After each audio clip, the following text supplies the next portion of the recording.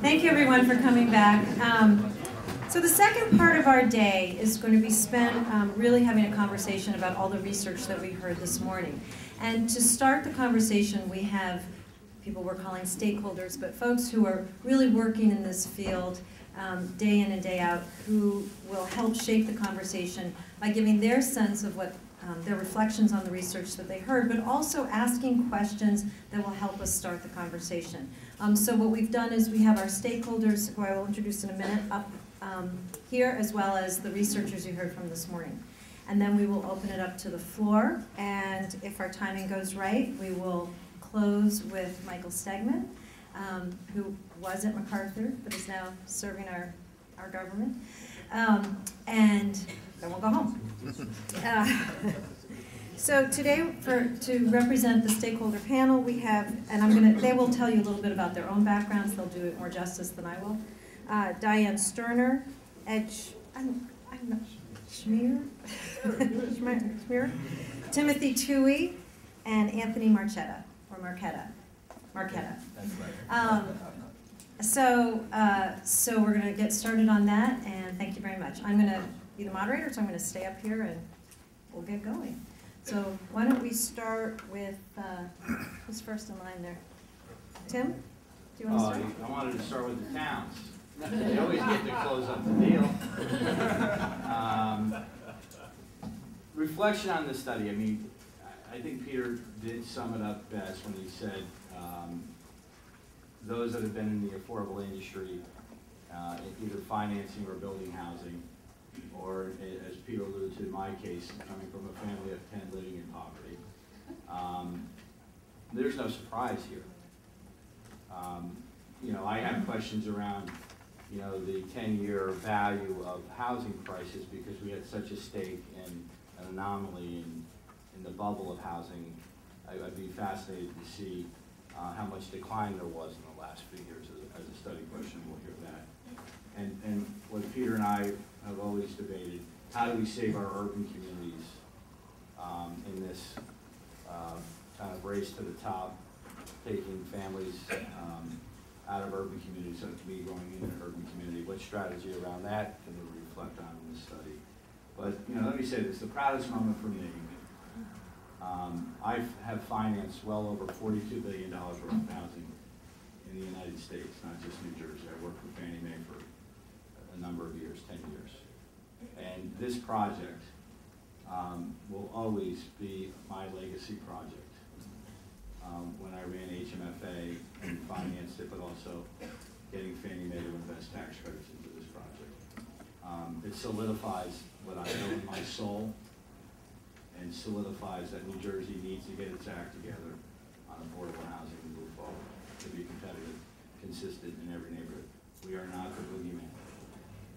These are real families that close the door at night and want to strive and thrive just like us. So I'm proud of that work. Thanks, Tim. I'm Diane Sterner. I'm the Executive Director of the Housing and Community Development Network of New Jersey. And as Peter mentioned earlier, the network is set up to try to take great studies like this and expand them and use their impact statewide to get better housing policies, community development policies, and to support the work of our 150 community-based development organization members working throughout the state. In this role with the network, and as a practitioner before that at La Casa de Pedro in Newark, I've always believed that homes created by nonprofit developers make a huge impact on the lives of their residents on many levels. This report validates that belief and what so many of us have worked on together for years. Ethel Lawrence Homes is a great example not only of a successful development, but one that is successful because of its relationship to a high-capacity nonprofit housing developer. It demonstrates both the impact of the Mount Laurel decision at its best and the importance of the community development sector. Nonprofit developers like Fair Share Housing bring added value that extends beyond the bricks and mortars of their work and to Ethel Lawrence Homes, with its difficult-to-reach income mix of residents and its array of programs and services, exemplifies a high level of impact nonprofits can have, not only because of the kind of homes they build, but the kinds of communities they create. Until this study, though, we didn't have a systematic review of our work to prove that our best efforts were having the kind of impacts we believed that they were. The study has a lot of implications both for the state and the local level. It puts to bed many of the myths that are used against community developers and other builders when they go to the local planning boards and zoning boards to present their projects. People come out like they did in Mount Laurel with fears about crime, lower property values, and other issues. And we know that when the work is done right, these fears are unfounded, but this study really helps build the case for that, and that's a really important contribution. It also challenges us to make sure that we do it right. We know that not all affordable homes are created equal. With Ethel R's homes, having a capable community developer made all the difference. The study proves that if the developer does this work well, a quality tax credit project placed in a middle-class area does not harm that community, but instead provides very significant benefits. But we need more research of this quality for a wider range of Mount Laurel housing to confirm that the benefits that the team found in this development are found at other types of suburban projects. And as Tim mentioned, we need a parallel research track for urban developments to quantify the type and degree of social benefits that they bring. The study also confirms the importance of neighborhoods to people's quality of life. And this principle is under severe attack from the governor's office and from a number of municipalities across the state. We need to find ways to use this research to support good housing policy at the state level.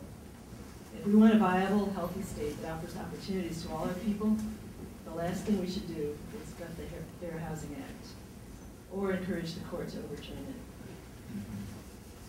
Finally, we need to use these findings to support a strong network of nonprofit housing and community developers. Ethel Lawrence is a beautiful example of the type of project that can result when highly capable nonprofits work in the suburbs. While it's one of the most visible, it's not the only one, and we have a lot of members that have built similar kinds of developments around the state. With the right kind of research and support, we can do a lot more. Good afternoon.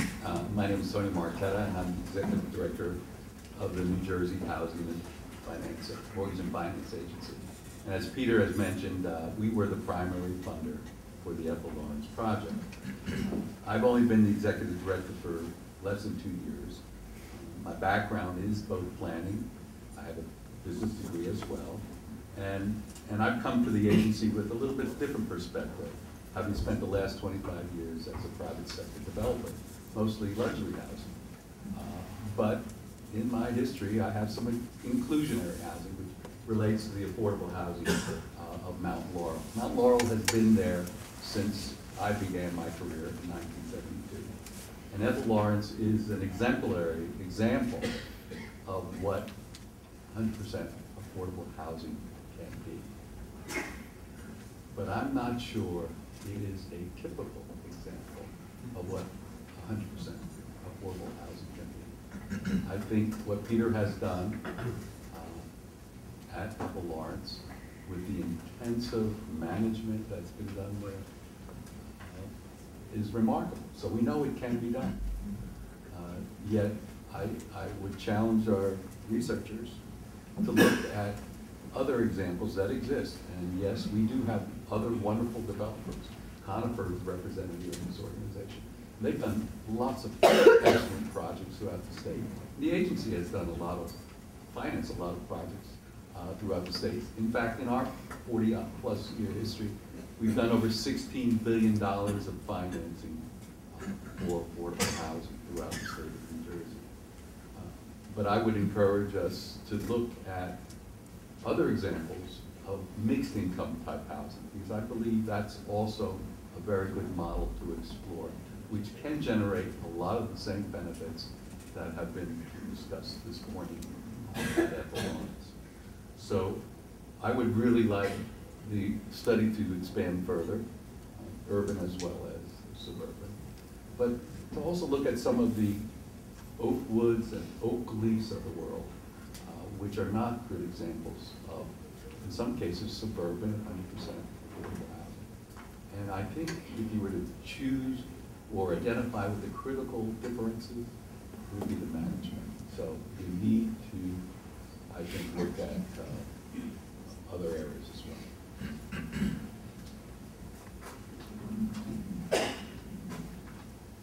Good afternoon also. We were all introduced as individuals representing different stakeholders in the Mount Laurel Challenge. I have the pleasure of representing those evil local government officials. Peter has given me the hex sign. My name's Ed Schmierer. I'm a lawyer here in Princeton, and I've been practicing in the area of local government law now for about 30 years. I had the pleasure of representing Princeton for about that period of time. So we are stakeholders as well, and I vowed after this morning's presentation to do one thing at the end of this program. I am gathering together Carl, I'm taking down Peter, and maybe we're going to take along our friend from the Builders Association. And we're going to the A and B. Yeah. And we're going to have a couple of beers and get this straightened out. Because we're all not evil. Comments on the study. I found the study fascinating, but just as Peter said, to be candid with you, I don't think it said anything other than we thought it would say. This program, this development is an absolute home run, and we would hope that all 100% affordable, municipally sponsored developments were the same thing. And I think Tony said the same thing. We don't always see that. We're blessed here in Princeton. We've had a similar experience, really, with two developments. We have the Princeton Community Village, and Sandra from Princeton Community Housing is in the audience today, their executive director. And that's just a wonderful rental community, 235 units, HUD funding, integrated well into the community across the street from a park.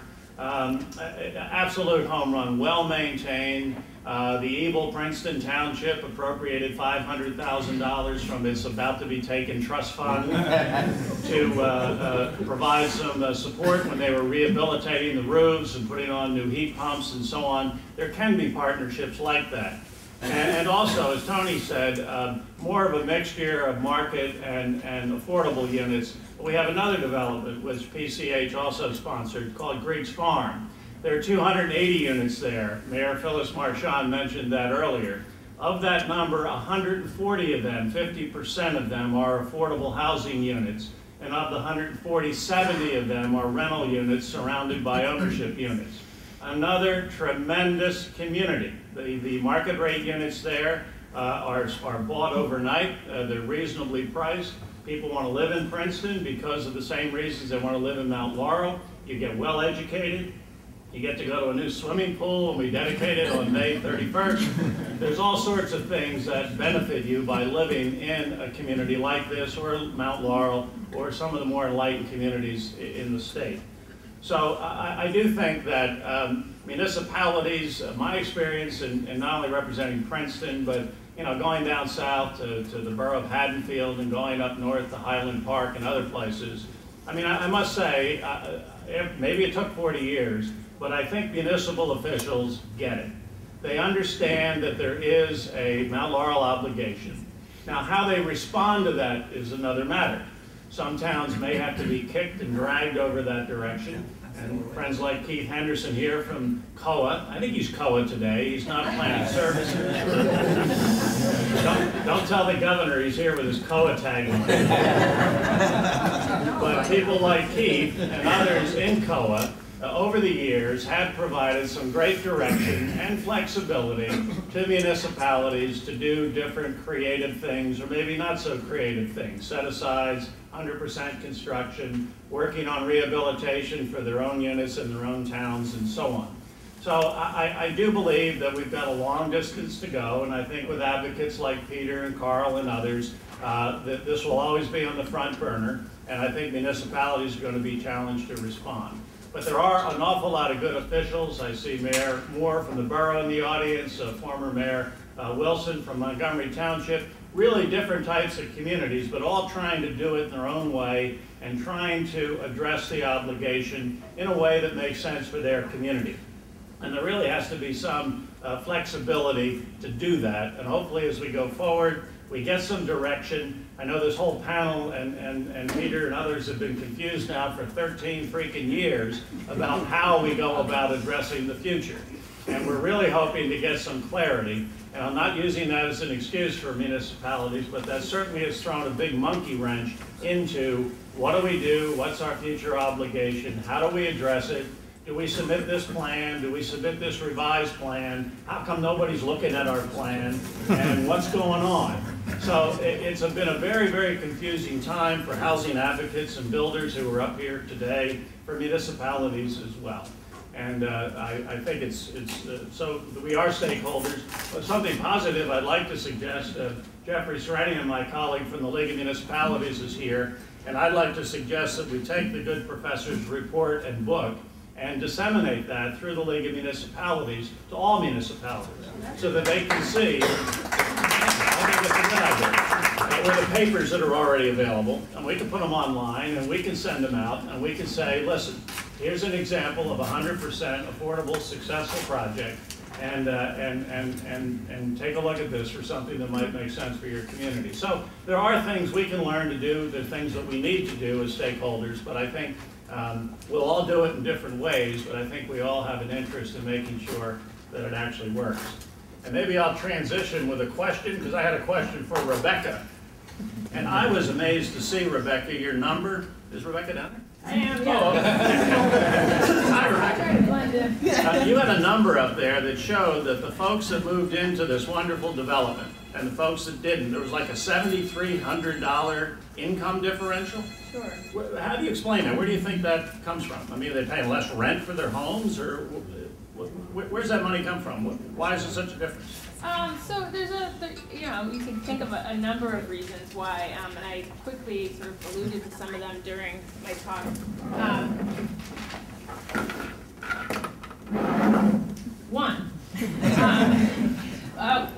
One is living in Mount Laurel.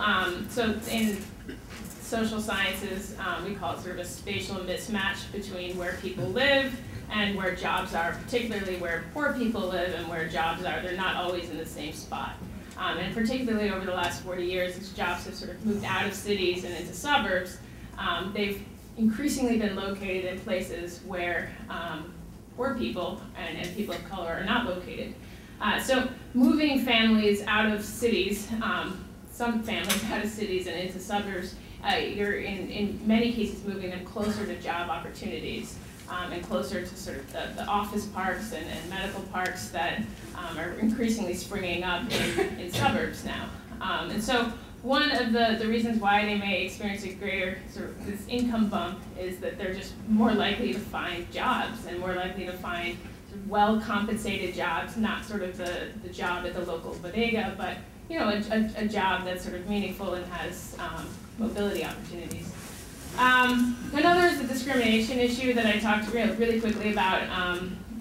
It could be that people are just more likely to hire you if you're from Mount Laurel than if you're from a central city.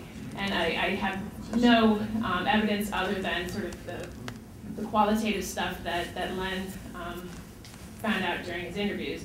But some people seem to feel like they got more calls after they moved to Mount Laurel. The third could just be that they're more motivated, right? I said that before. Like, when I first got to Princeton to go to graduate school, like all of a sudden I really liked reading and I really liked reading articles, and I was really gonna make it. And so it could just be that when you're given a chance to do something, it's a point in your life where you can reassess and really, do something with yourself, and so you feel like you're gonna go out and get a new job, and you're gonna work hard at it, and that could be something else that's going on. And then a small share of it was explained by the differences in neighborhood environments. So if you're not scared to leave your house at night to walk to or to drive to your job as a nurse or a nursing assistant, then you're probably more likely to get a job as a nursing assistant. If you're not stressed out all the time or afraid of leaving your kids in a neighbor's house so that you can work extra hours, that's another reason why you might see certain income gains. So there's a lot of reasons why living in a neighborhood like Mount Laurel might translate into employment and income gains, especially over time. And one thing I didn't show in the presentation was that not only do they have this income bump, but the bump is cumulative, so that every year you live in the Ethel R's homes, you're experiencing an incremental increase in your income. And so it's not so much that just moving there gives you that bump, it's that living there over time, you're experiencing greater gains, both in your likelihood of being employed and in your income. If I could, because I heard a lot of common themes, so maybe I'll reposition or whatever, reform some of the questions for the panel. And again, we want this to be a conversation, so stakeholders, if you want to jump in, please do. So I heard a question about creaming. I guess I'll sort of put words in people's mouths, if that's okay.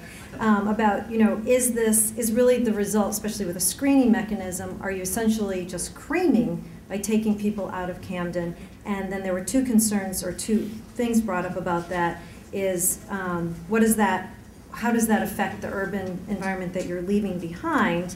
And sort of the flip of that is, can you do what you did in Mount Laurel in an urban setting, or is there a way to evaluate the urban settings?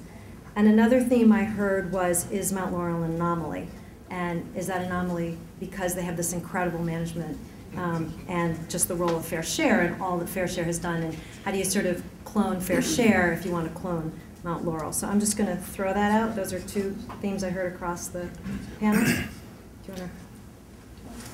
I can lead off, and my colleagues can join in to correct me. Let me just first say what this study does and does not do. This study evaluates one affordable housing project that was, in my opinion, exceptionally well managed. It's a proof of concept that it is possible to develop 100% affordable housing projects in ways that are win-win for everyone. Like any human endeavor, you can develop an affordable housing project well or badly. And it's important always to make sure things get done well. And one of the things we hope to come out of this is a broader appreciation for the way Peter has done it and Fair Share Housing has done it is a model that other people can follow. So they don't just have to flail around in the dark. They have a model out there that's a proven success that they can emulate. This research does not in any way gainsay other approaches to affordable housing. It just says that this one can be effective. Mixed class, mixed use developments are another possibility and can be developed well. Other studies, not ours, have shown that these are also can prove beneficial to the low-income families that move in. It does not, allowing people mobility to move into suburbs in no way precludes making investments in inner cities today. They're not mutually exclusive options. I don't think that the departure of 140 poor families from Camden has harmed the social fabric of Camden. They didn't all come from Camden, of course. They came from all over. But the problems of Camden are not going to be exacerbated by opening opportunities in the suburb to low and moderate income people. The challenge is investing in places like Camden and making them attractive to a broader cross-section of American society and making them more viable as social and economic entities. For the model of this, I would recommend you look at Marty Johnson's effort with the Isles program in Trenton. So these are by no means mutually exclusive and not even contradictory options. I'm always pleased to hear policymakers call for more research.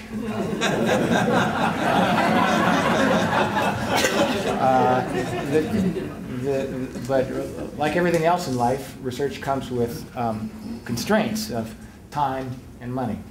And we do our best. This was one project that I was able to jump on and take advantage of for a variety of different reasons. It was kind of a perfect storm in terms of timing and funding, and it's of interest to people both inside and outside the academy. but this does not mean that there are not other possibilities out there, and it does not preclude in any way investments in inner city areas. On the issue of creaming,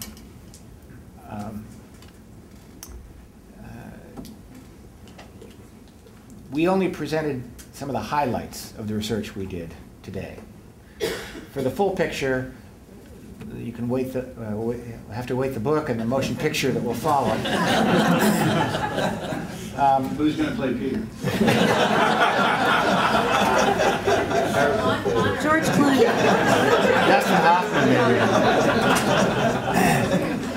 maybe.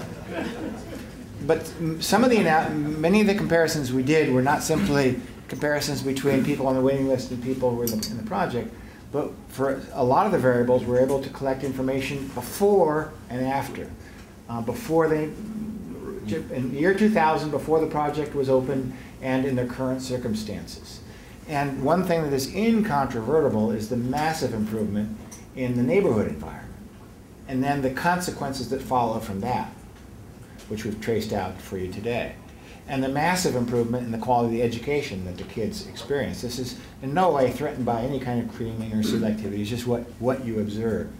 Now, the economic outcomes, this is a quasi-experimental design and not an experimental design. So you can, with a quasi-experimental design, it gives you certain leverage to eliminate effects of creaming, of selective entry of people into your treatment group.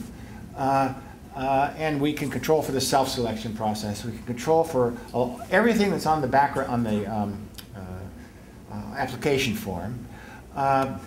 What we can't control for, which could crop into things, is the criminal background check that occurs only among the people that are actually considered seriously for the project. Kind of the income and all the other stuff, motivations, we have controls for that built in, but the criminal background check is something we can't control for, so that's a competing hypothesis. But for most of the outcomes, I don't think that's the relevant competing hypothesis. And what we show is not that this is a policy that is a panacea that can just be offered to any poor person and will be successful. You need to pick the right kind of poor people, as always.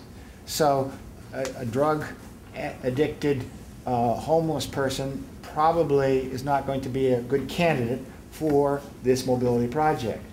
But people who are motivated to improve their lives can derive a great benefit from being given this opportunity. And we have controlled for that motivation. So maybe Rebecca would like to add a little bit, since she actually... I'd just like to respond to Sure. some of that.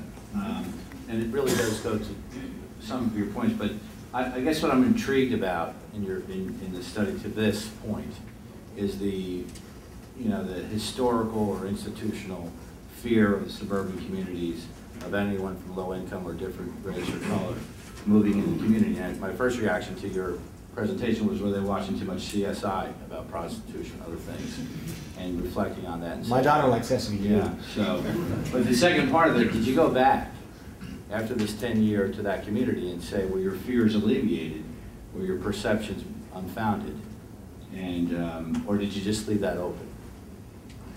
Well, this is the first rollout, and we're our first attempt to roll out the results, to make the results of this study known, to show that these things can, a project like this can be developed with no negative externalities to the surrounding neighborhoods and the surrounding communities. It doesn't mean that if you create an affordable housing project and you do it badly, that there won't be negative consequences. That's not realistic. But that done well, this can benefit everyone concerned. And the whole purpose of this forum and the publications that we're going to produce and the books and the publicity effort around it are to get that message out. So Rebecca did the actual propensity score matching and looked at all these files and applications, so maybe if you want to have something to add. I'm not sure what else to add. That would be too boring. So one of the tensions questions that we have is, Ethel Lawrence Holmes wants to create a very successful story, and so and create opportunities for these people. And so what they do is they screen, and they don't let everybody into the project. And so that creates sort of challenges for us because we want to be able to compare apples to apples and not apples to rotten apples or to oranges. So, you know, the people who were rejected weren't always rejected. I should say, of the people who ended up in our final sample of the non-residents, only 8.5% of them were rejected for reasons of crime or bankruptcy in their history.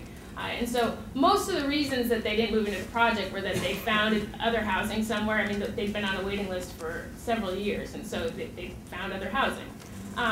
Or they were just no longer interested. They'd maybe gotten married and, you know, had another life somewhere else. So it was only a very small portion of the people who didn't move in who had actually been rejected. And the best we could do is just sort of put together a variable to sort of explain why they'd gotten rejected, and then sort of include that in our models as controls to sort of see whether that accounted for any of the effect. And it wasn't statistically significant in any of the models. And so, to our best knowledge, it isn't a creaming story. The people who ended up at Ethel Lawrence Holmes, on all of the measures that we could come up with, were not qualitatively different than the people who didn't end up there. They might have slightly different life stories and trajectories, and so they sort of ended up in different places. But to our knowledge and to our understanding, this wasn't because they started out differently, if that makes sense. I can give some qualitative, understanding. Could I just say one thing about the creaming question? It's my experience that most developers that have run apartment projects screen their tenants. They're crazy if they don't, because they need a successful development.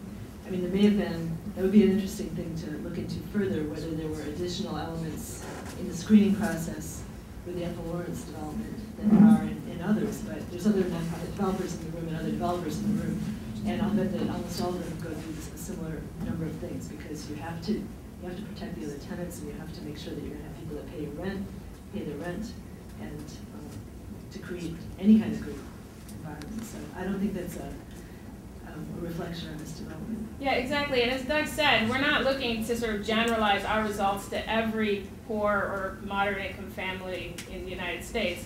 We're looking to understand what would happen to a family who was really motivated to move and was qualified to live in an affordable housing development. And so I think to that extent, you know, we're able to do that very well. And it's a supply constraint on the housing side. The demand, the people who want to move into places like this, is so vastly greater than the supply of places for them to move in.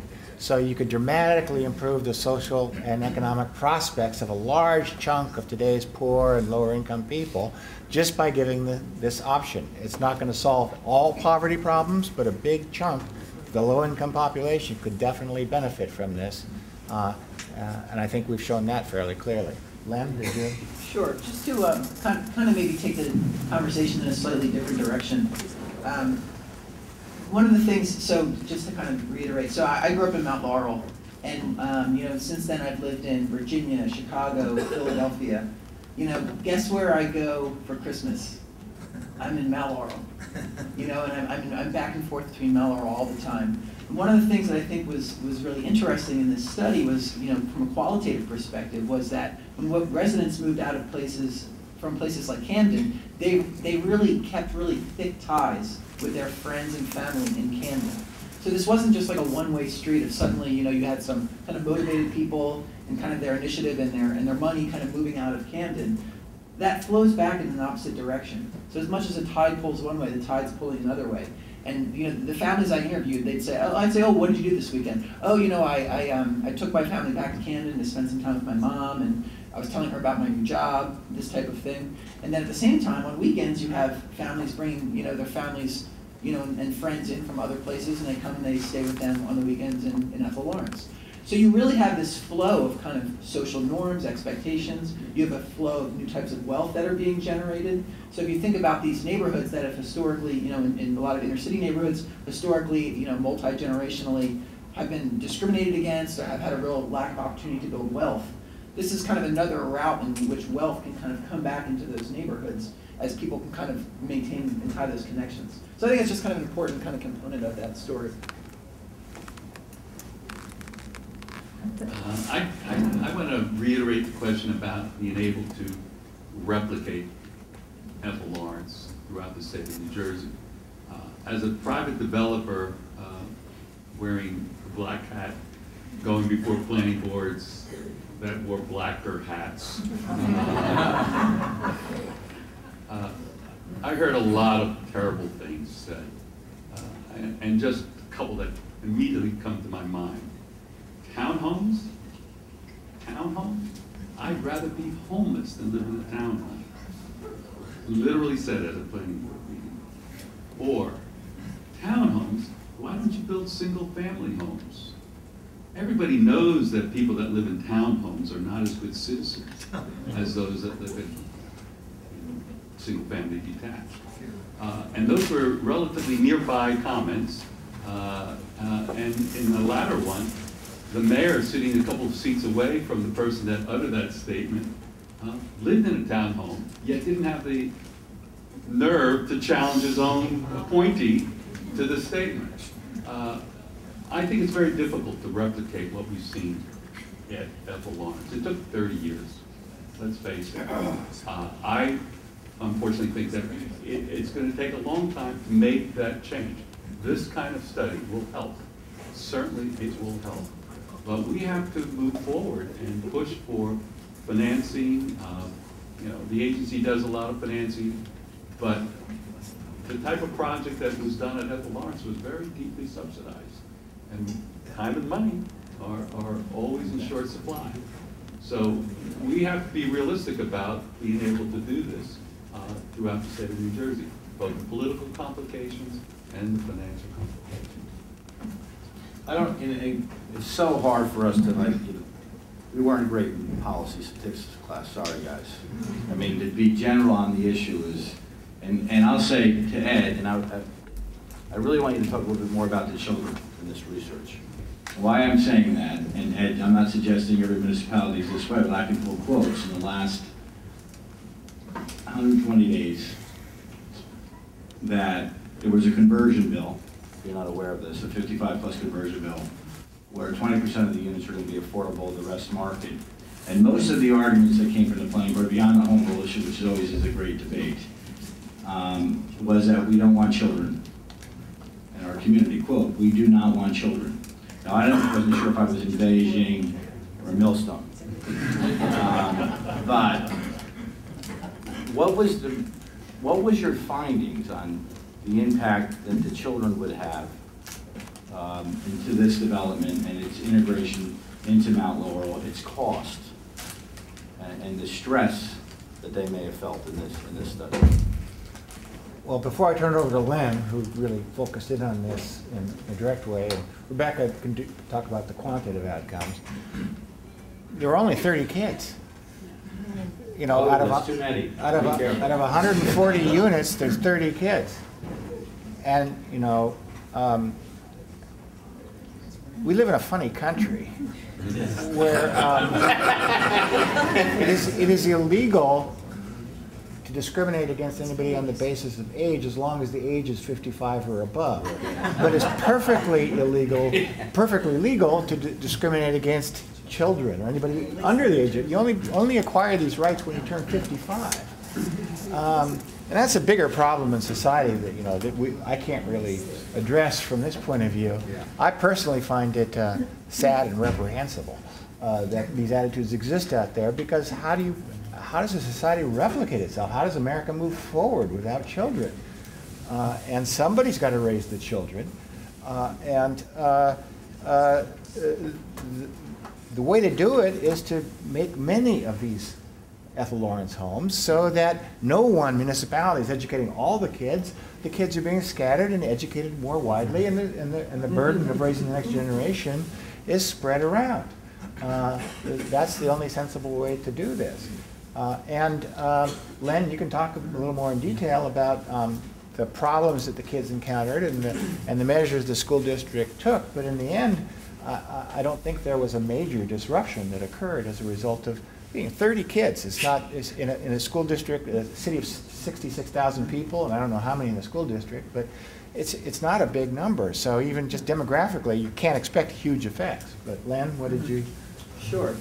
I guess kind of a few points that really pop out in my mind when thinking about the schools from what I learned. The first, and this is something I'm sure Peter or Cindy would tell you right off the bat, is that the younger that kids started in Mount Laurel schools, the better they did in Mount Laurel schools.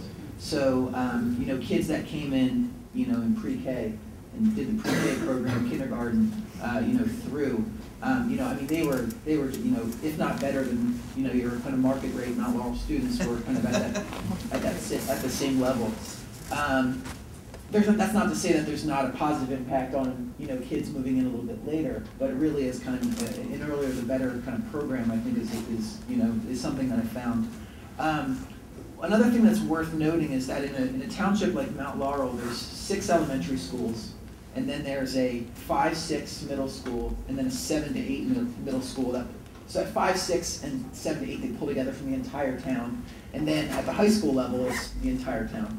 So what that means, and Mount Laurel has geographic-based sending areas. So what that means is that in Mount Laurel, it was one elementary school that educated the students from Ethel Lawrence.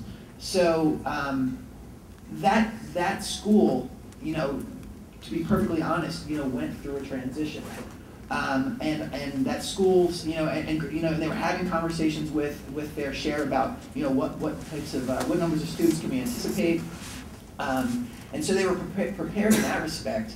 But I don't think that they were prepared for this kind of, facilitating all of these community concerns that were going on, and it really was just that one school, and then you start having schools look at. Administrators from one of the elementary schools will say to the other one, why aren't you having to deal with this? Why are we the only school that's dealing with this? So any way you can kind of front load some kind of best practices into these schools so that they know what to expect. It takes some of the fear, it takes some of the uncertainty from the teachers, the administrators around how to handle this. Just makes things go much more smoothly. The elementary school in Mount Laurel that where the Ethel Lawrence children attend has done an amazing job. The administrators have been really kind of proactive in dispelling rumors, trying to kind of downplay any kind of stigmatizing that might kind of rise up. But it's also, I would say this has been almost 12 years, and these issues still bubble up. It's not like suddenly, the housing is built and all of a sudden the community concerns go away. And I tried to highlight in my presentation, anytime that there's issues around, reorganizing sending areas, or areas around redistricting, all of a sudden the subsidized housing kind of becomes an issue on the plate. It becomes a potential issue of political leverage for politicians as well. And at the same time, the other issue is around kind of fear of changes in crime patterns. So in South Jersey, there was some kind of movement of gangs into the South Jersey suburban region in the 2000s. And again, that boiled up and started to kind of pull community concerns around Ethel Lawrence. And again, the schools played this facilitation and kind of information dissemination role.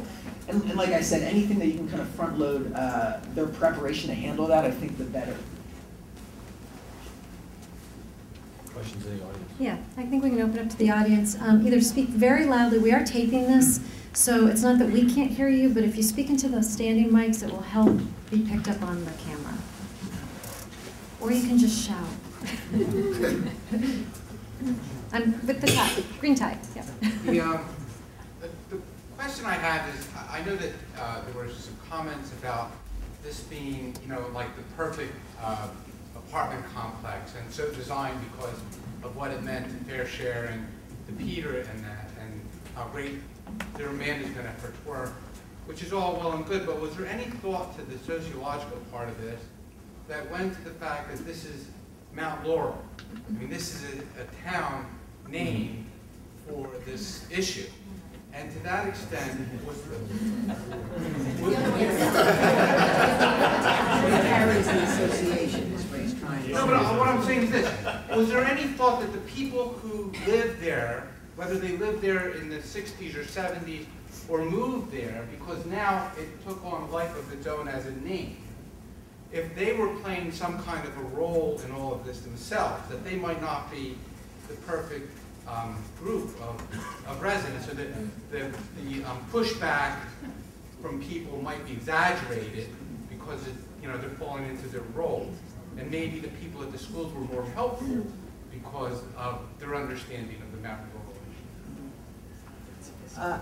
I would say, and this isn't to try to, so my sense of people on the street, and this even in Mount Laurel, which is somewhere, there's New York Times articles being written about what's going on in Mount Laurel.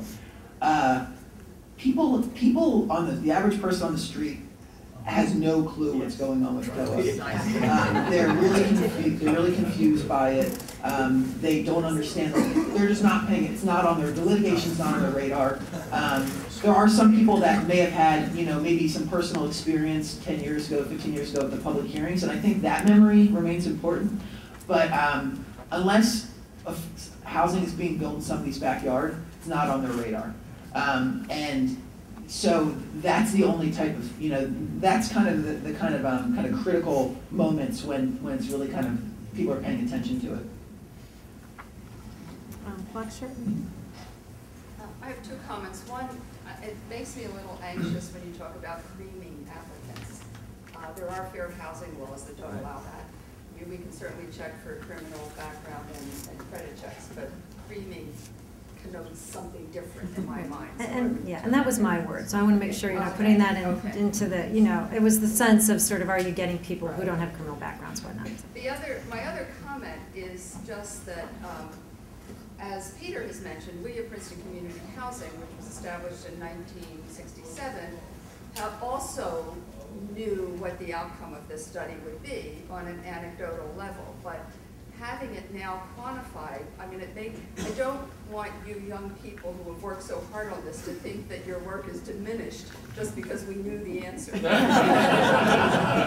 it takes this quantifiable evidence to convince people when we are trying to propose new affordable housing. So I thank you for that, and as I said to Doug at the break, hopefully it will also get in the hands of our governor. Building on that for 1 second, can I just ask another question? As a statewide policy organization whose job is to advocate for good housing policy, what do you advise us on what tack to take in our public policy advocacy efforts? Tim's in the same situation. This is we need to make this not be a one-off kind of study. It needs to have application beyond that to be able to go in and tell the governor, or tell whoever can influence the governor that this kind of thing needs to be replicated over and over and over again. So how would you use this study if you were in our shoes? Well, like I said, this is the first phase in what we're trying to do with this study. I've got a short summary of these results that goes through the basic points and gives references to the 4 publications that we've got coming out of it, complete with web addresses that Elizabeth can send to anybody who signed up. They got emails, right? Yep. So everybody can get this and forward it as widely as they like. This is something I wrote a short piece for the Poverty Research Action Council newsletter. It's going to go out to 50,000 people all around the country, and they're happy if this gets forwarded to different places. So this will go out to all of you, and if you all send it to 10 people, it'll be a pyramid scheme. And don't just make the checks out to me. No, but the hardest thing to do in this day and age is to diffuse information outward from the academy. And one of the things that makes it difficult is that there's a lot of misinformation in the public sphere, and a lot of people with narrow interests, narrow self-interests in promoting misinformation. And they put money into it to promote that misinformation. So you're always competing for public attention, and you're competing against deliberately placed misinformation that's put out there. And while the results of the study may have been obvious to those of you and many of you in this room, there were an equal, if not larger number, who were convinced that we'd show that the whole place fell apart and the world ended when they built affordable housing, and it was a disaster for everybody concerned. So in this case, the research happened to confirm your preconceptions, but sometimes it goes the other way. And our job is to sort out what's real from not. To follow up on that, not only is it very hard to diffuse the information, but the grounds against which you're arguing keep shifting. So I've done some work with Westchester Fair Housing, and we presented all kinds of, pulled together all of the evidence about property values, crime, et cetera. And then the argument shifted. Well, now the concern is that if people move to Westchester, they won't have networks, they won't have babysitters, they won't have services. And so that leads me to a question about the study, which is how much of this was housing plus? There was a reference to the after-school program, the summer school program. So how much of Mount Laurel, of the Ethel Lawrence housing is also these plus services? I would guess a significant part, but I can't quantify it because we have one case at this point. If we could do similar studies with other projects that don't have the same set of services attached, we might be able to get some handle on that. So we really can't. But in answer to your first point that, oh, these people are going to be socially isolated, no access to babysitters and their families and so on, that did not happen. We can absolutely say with confidence that that did not happen as a result of this move. So there was no move into social isolation, either from the places they came from. In fact, it increased the neighborly relations, because in Ethel Lawrence, they interacted frequently with their neighbors, whereas back in Camden, for example, they would be afraid to act with their neighbors. So there was actual increase in sociality associated with this move. Well, I think because these arguments keep shifting, that's a really important thing to highlight, because we're hearing that a lot, that argument a lot. It's always a moving target. Exactly.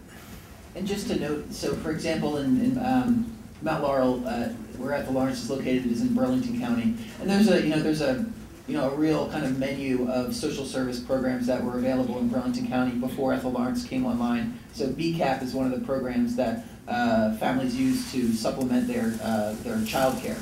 It's basically like a voucher that you can take, to go to any, certified, child care provider. So I'm not sure about what the case is in Westchester, but oftentimes the kind of the county government or these social service infrastructures are already present, and that type of, there's usually political rhetoric saying that there's not enough capacity to respond to this, but typically that capacity actually is in place. You just kind of really have to try to highlight that. So, my name's Herb Levine. I'm the Executive Director of the Mercer Alliance to End Homelessness here in Mercer County.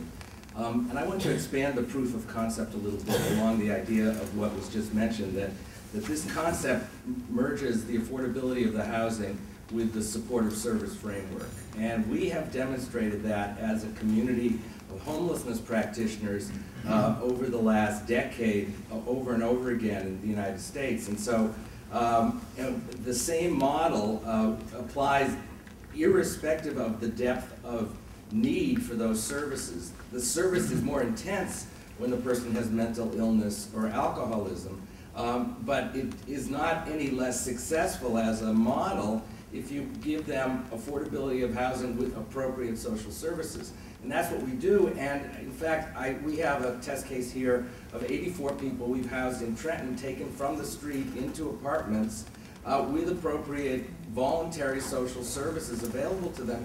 Nobody has moved out. Nobody has become homeless in the 4 years that we've been doing that. That contradicts a stereotype that you might have about a disabled, drug-addicted homeless person. but when given the opportunity, everybody is in a position, and the support, everybody can thrive.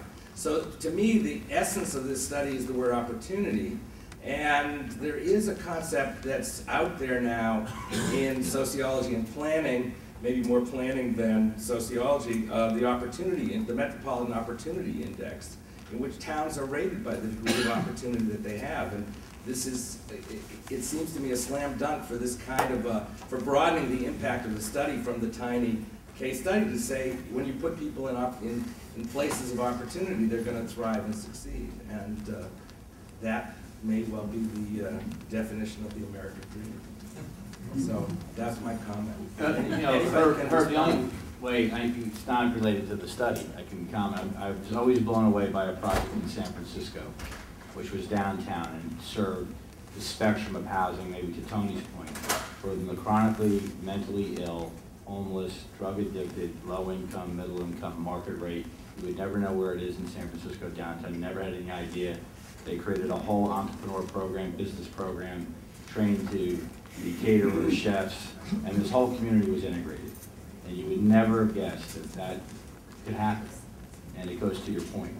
I think, the unknown, I think what we're talking about here in the study, and not, we all knew maybe that was going to be the outcome, but this kind of support, documentation, and the work that you do just underscores that this can be done. We have the will to do it. There was a reference early on to the Moving to Opportunity study that the federal government used, and Michael Stegman might correct me if I get this wrong. But building on Herb's comment, the word opportunity, whether you say oportunidad or Spanish or whatever, everybody moves for opportunity. And this is a mobility study. That's what we're looking at here, it seems to me, people moving to opportunity. I was thinking of a study that demonstrated a lack of success. The Atlantic Monthly did an article on some of you in the room may be familiar with it, on the Atlanta region where people were vouchered out. There were disaster stories to be told about people who moved out to the suburbs without supportive services. So I think part of what the lesson here is that this, and I heard the word project, which by the way, I wince at as a public housing person. We haven't used that word in years because of its connotations, and it was used repeatedly here today. Maybe it's an acceptable word again. But the project-based subsidy, which is what this is, as opposed to a tenant-based subsidy, a voucher program, I think that the demonstration, what this project demonstrates is that when you do have a project, when you have a central location, that you have an efficient delivery mechanism to provide supportive services. That's what everyone who's ever managed a senior citizen building knows, that there's a cornucopia of things that you can do to support elderly people in a senior citizen development. I think the needs are different. We're talking about children here. There's nothing more precious. That the opportunities to move people to a community of opportunity, which is what this community is and what most suburbs are, is what it's all about. This is not unique to this population, and I wince a bit at some of the discussion we've had about this creaming word, and again, you used it and you've already retracted it. But the concept, you don't have to retract it again. But this concept of screening, as Diane mentioned, every prudent landlord screens. Get over it. This is not an issue. It probably should not have even been discussed, because there's no one who manages rental housing who doesn't screen, don't look at credit ratings, don't look at police reports, credit reports, FICO scores, all that stuff. We're all evaluated all the time. Why is it that we have to put poor people under this microscope as if they're specimens that have to be examined when all of us are evaluated? Nobody got into Princeton without getting evaluated on the test scores. So there's nothing unique about this. The final point is on rental housing, and that has not been adequately mentioned here, but there's this ethic in this country that homeowners are first-class citizens and renters are somehow second-class suspect in terms of their citizenry, whether it's rental housing or town housing. That this is a rental community, and we've just gone through a catastrophe in this country where we oversold home ownership. And so I think the fact that this is a rental complex is not inconsequential, that rental projects are centrally managed, they can deliver services, they can provide the kinds of supports. And maybe a final point, the people that live in developments like this support each other. They take each other shopping, they provide bartering. You know, if you take me shopping to the ShopRite, I'll wash your hair, or whatever, cut your hair. When people do things, they watch each other's kids, this was pointed out, that you don't get this when you isolate people and buckshot them into communities like this. There's a community here, and maybe you haven't used the word community enough, and you ought to use it more.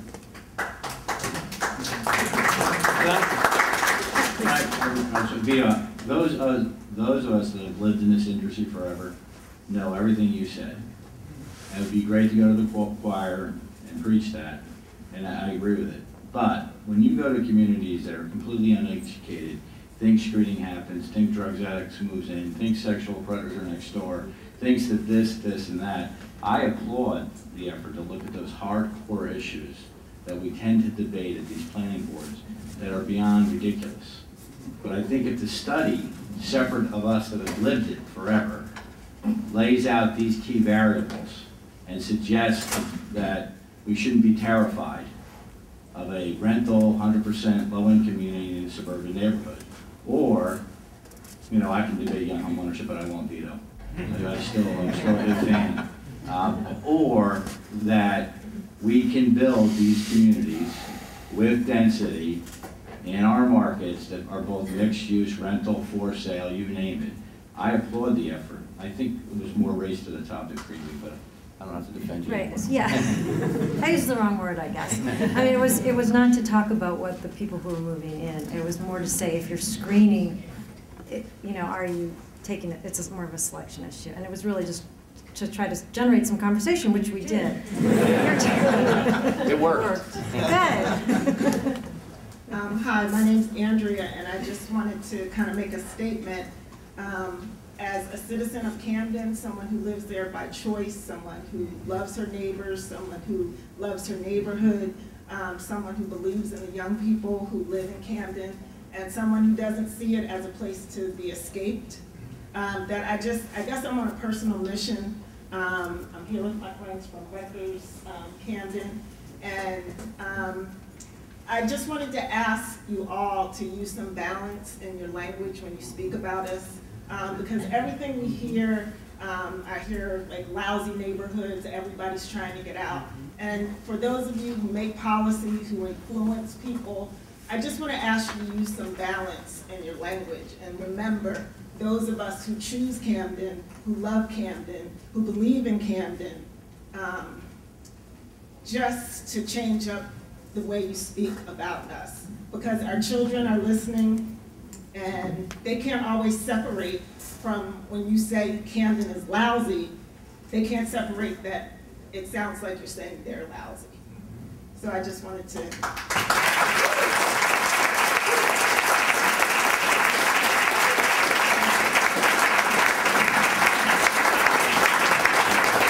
I'd like to reinforce that statement and say that the agency over the last 15 years or so has invested $500 million plus in Camden, and some of the best projects that I've seen, without doubt, have been in Camden.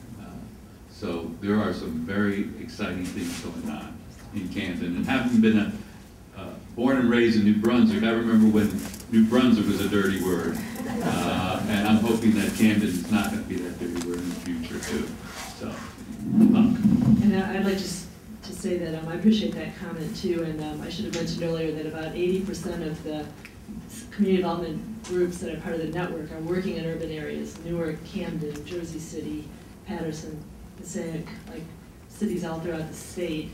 And the reception they have from residents and the involvement from residents in working hard to improve their neighborhoods and give their kids a better life and build great things is just, you know, an incredible thing to see. So there's wonderful things going on in Camden and all these other cities. So that's a really important thing.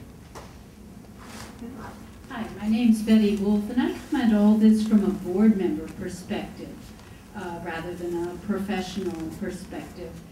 And also a statewide concern when we talk about discriminating against children. I've heard this in terms of development versus open space and so forth. And to a large extent, it's because of the property tax paying for public education. And here, at any rate, in this town, we have a pilot payment in lieu of taxes system that compensates the municipalities for services of our affordable housing development, but doesn't give a penny that I know of to the school board for educating, in our case, more than 200 children that we put into a small local school district. And I'm just wondering what people think might be done at the state level to sort of take that issue away from the, we don't want children here. And I think it's not so much hating kids, I hope, as disliking paying for other people's children without a participation of the organization that's bringing them in. Well, my personal observation is consolidation. I came from a regional school district in New Brunswick. We had a great education, and I see no justification as a citizen of the state of New Jersey that we should have 600 plus school districts, 500 and now 65 municipalities. It just makes no sense, and I think it solves a lot of problems. Once you consolidate with other communities that have broader tax bases, it makes it a much more balanced approach. That's just a personal observation. Hi, good afternoon. My name is Sol. I'm from Long Island, and I just wanted to ask the question about the racial and ethnic composition of the families that live in the Ethel R. Lawrence homes. And also, have you seen any changes in terms of racial and ethnic demographics of homeowners in that area? The project, the development, as you might expect, is about 90% Latino or Black, with a somewhat larger number of Black than Latinos, and about 10% white, as I recall. Roughly? I think there's like one Asian family. One Asian family. But yeah, that's about right. Some people were surprised to learn that there were white people living in this project, in the Ethel Lawrence homes. Habits are hard to break, you know. Yeah. But we haven't seen any untoward change in the racial composition of the surrounding neighborhoods at all. We found no evidence of that, other than what's occurring because the United States is changing demographically and immigration is occurring. That's Doug's other issue. I picked the low profile issues too. Just to note too, and maybe Peter could speak to this, but I think, one of the maybe contributing factors to that racial composition of the Ethel Lawrence homes was how applicants were recruited. At least that's my sense, in part because I know that you run another complex in Camden. So do you think that in any way impacted? No? Okay, I'm way off there, never mind. Hi, I'm Phyllis Marchand, the former mayor in Princeton Township. And one is an idea. Ed said that this report perhaps should go to the League of Municipalities. I had to answer questions from real estate agents about, that school is really not one that we are going to have people wanting to buy houses in the neighborhood, because that school is going to have all the kids from that particular community, not project, community. And I think that perhaps a sensitivity should be given to some of the major players in home sales and rentals about what you have shown today, because everything that they have been thinking is all wrong. So I think it would be very good to spread the word to movers and shakers in the real estate real estate community. And rentals, I think now, are, at least in our community, are becoming not a bad word, but with the different kinds of community and people living longer, many people sell their homes and want to rent. They don't want an investment in a home. So things change, and I think we have to sensitize the real estate community and those who are selling the homes and renting the homes to this kind of information that we got today. And one other comment, you're screamed in New York City for a $2 million apartment. and interviewed. Anyone on the panel want to address the real estate issue? Well, I think it's a great idea.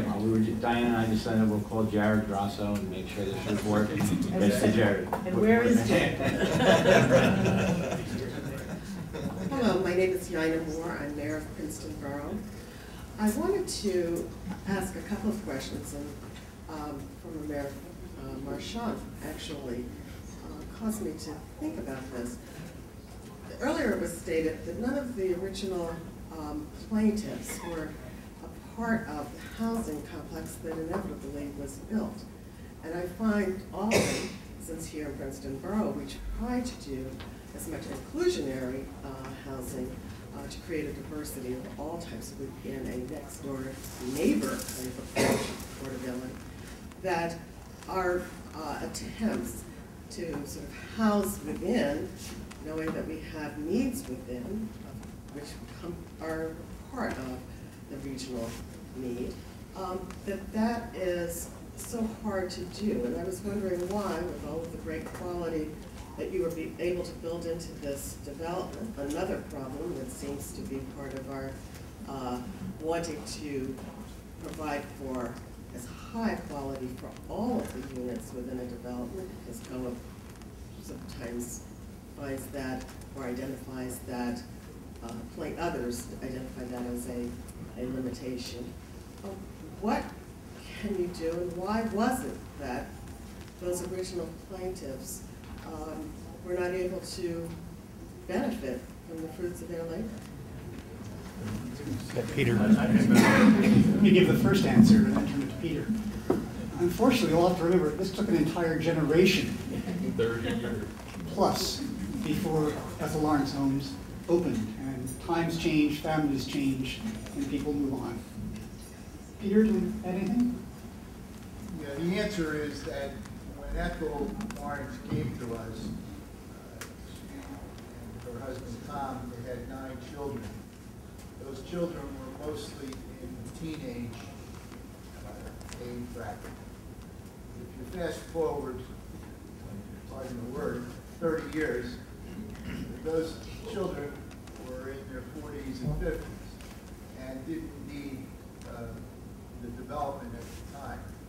They had all gone on, a lot of them lived all over the country. So the initial concern, if it could have been done in a few years, was to house some of her children and the plaintiffs, but by the time it got done, as David says, just the family circumstances had changed dramatically, and they were not in that same need situation. Hi, my name is Andrea Kahn. You answered part of my question in response to somebody else, that there have been many other housing communities that have developed as a result of the Mount Laurel rulings. I guess my question is, have you had the opportunity to study how successful some of those projects were, and whether there have been problems that resulted from them, and also, whether, in fact, they sort of support the findings that you have with the Ethel Lawrence community? We haven't yet had the opportunity to do that kind of study. This is the first systematic evaluation of a full-scale evaluation of a affordable housing project that I'm aware of this nature.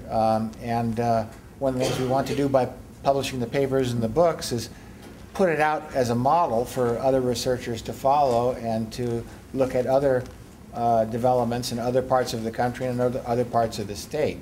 But there's only so much that a single research professor or research team can do. So it's really, you need to put it out in the literature and let other people have their crack at it as well.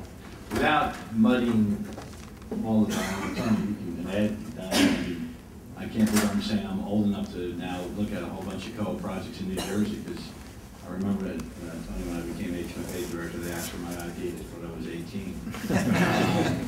So I can tell you, not anymore. You know, you heard Ed talk about Georgetown in Princeton. You know, you can go to Bedminster. You know, I'll argue that Mount Laurel I was working and municipalities went nuts because they were afraid about the number of units that were getting built so quick. Only had to throw one dig in. You know, now we're in Mount Laurel III world for the last whatever years. I think the importance of this piece is the 100% affordable discussion in suburban markets. Because and Diane knows this, and Tony knows that they've dealt with me before. You know, I'm very big on mixed income communities. You know, I created a program called UHORB for urban home ownership, for urban communities, to mix low-mod market. For me personally, again, being number 8 of 10 children in Dover, New Jersey, my neighbor was a lawyer. You know, nothing against my dad, but he came from Ireland and he had a 6th grade education and he held up many jobs. But that inspired me. And we can't abandon our urban market. So inclusionary development, helps in that perspective, in that you have a variety of market rate units on the market, whether rental or for sale. I'm not going to debate that piece. And the 20% affordable, that's a different model. Serving special needs in Mount Laurel is a different model. I think what was refreshing for me in the study, and I look forward to reading, it's like this anticipated second version movie. Don't wait 20 years to release this work at Princeton. Is that the misnomers and misperceptions of what affordable housing can do to a community, I think, is the most important message that I've heard here today. And so there's plenty of examples in many counties where many municipalities played the game. There are, which I call, in my sidebar discussions at work with Carol, I'll say, those perpetrators in municipalities that have just completely ignored their obligation and said, we're not going to do any affordable housing. And so I think that's where the debate will have to be. Hi, I'm Richard Manson with the Local Initiative Support Corporation, the largest national nonprofit that actually syndicates the low-income tax credit. So it's really just an observation and a compliment. One, it's always good to have research, but like many people have said in the audience, there needs to be multiple strategies, and there's no one simple solution to the complex issues that all of this is trying to accomplish. But what I guess I would like to make sure that everyone leaves this room, because I was a little troubled as I'm hearing some of the comments. There should be no question about the success of how to do this business. New Jersey, and all of you are smart enough and recognize you're not doing this alone. There are 50 other states. There are thousands of other nonprofit developers and for-profit developers. And the commonality that makes it all a success is what you're hearing today. So while we only have the benefit of one piece of research here, we all know that no one waits for research because the world keeps moving. And for all of you who are concerned, I think it's a bit more about leadership and will, not about the question of how to do it. So for all of those who are concerned in your local communities, don't wait for the next research. Pick up the phone. Call your fellow state housing finance agency directors who finance this. Call your bankers who are making millions of dollars. But to their credit, so they're not my favorite friends, but they're an important piece of the puzzle. And another, in terms of the tactic that Diane was asking, they're another partner who should be at the table. Because when bankers walk into the town board meetings, it changes the perspective. Because it's all about who you know and the risk of the unknown. And it's as much about storytelling. I was delighted to hear that the press is here. We have to have a deliberate effort of putting out the stories of what works. Because we know what works, and that gives people confidence not to be the lone ranger of making a mistake. I compliment you. There's a long road ahead, but with 300,000 units under our belt, with tens of billions of dollars on the street, I want to make sure people walk out of here with the confidence that there is no question this can be done well and we know how to do it. And we're looking forward to working with all of you here to make sure that New Jersey has its fair share of what needs to happen. So thank you for letting me be here today. We have time for we have time for one more comment, question. Hi, I'm Lisa Davis. I'm with the Metropolitan Opportunity Program at the Ford Foundation. And so in most of our metros, we focus a lot on this kind of thing in terms of building affordable housing in high opportunity areas. But that's not to say to take anything away from places like Camden.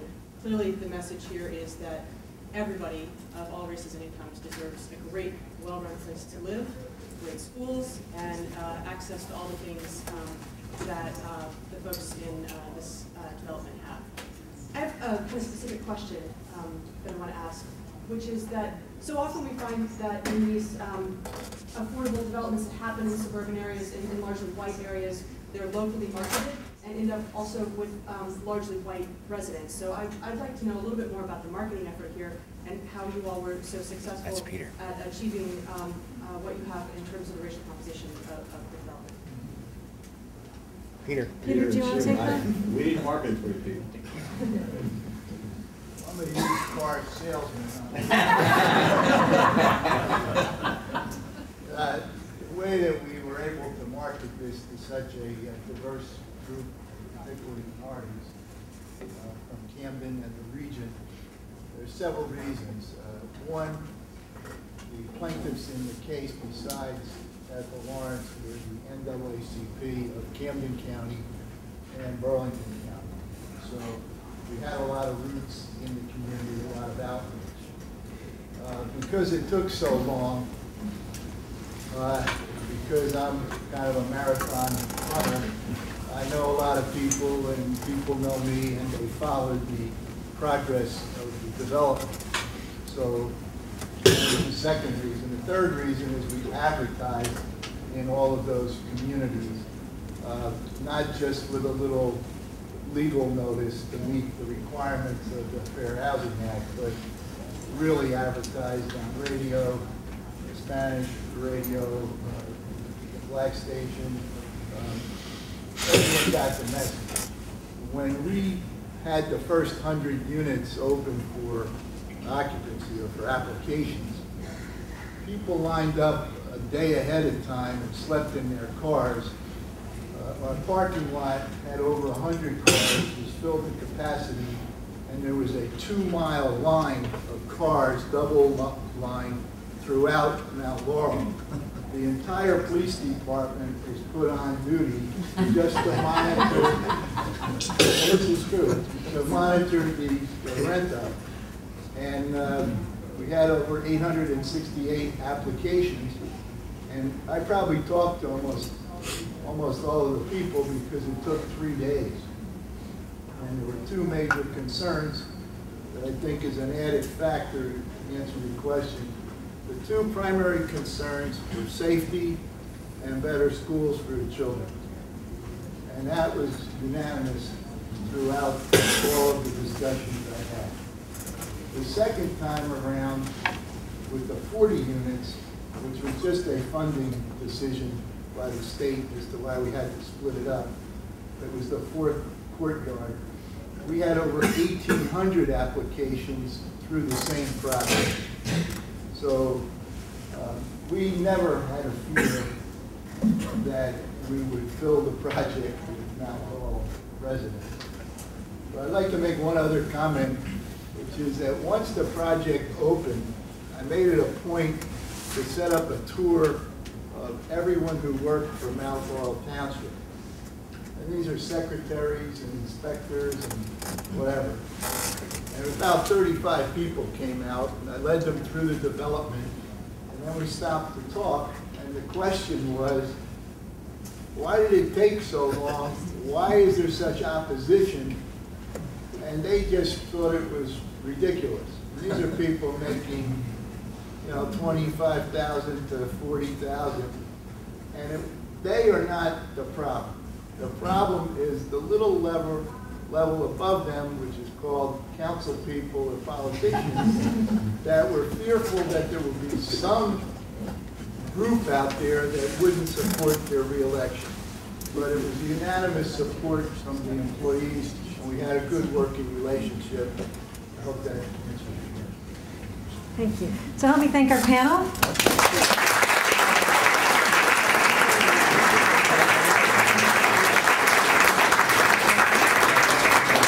And to wrap up today's talk, we're delighted that Michael Stegman is here.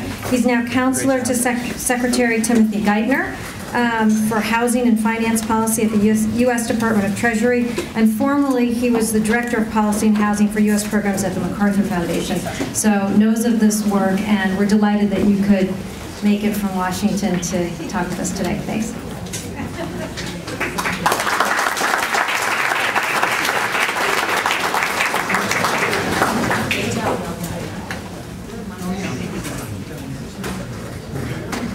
Great, thank you. Thank you very much.